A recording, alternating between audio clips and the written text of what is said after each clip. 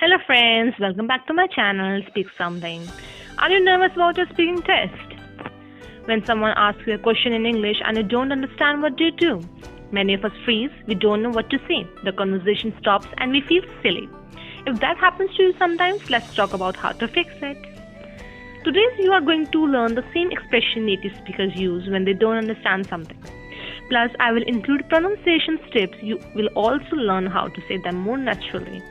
Today's lesson is focused on the professional expressions in English, but these are also perfect to use when you are talking to someone who don't know very well. So let's start. So first is please forgive my nervousness. Please forgive my nervousness को हम हिंदी में बोल सकते हैं कि मुझे क्षमा कीजिए.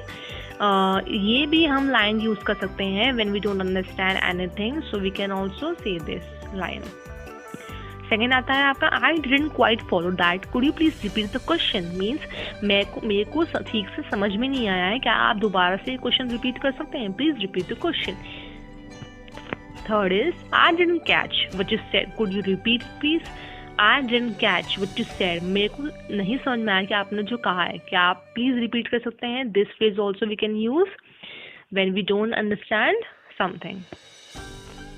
Now fourth is I didn't grasp what you mean. Could you say that again?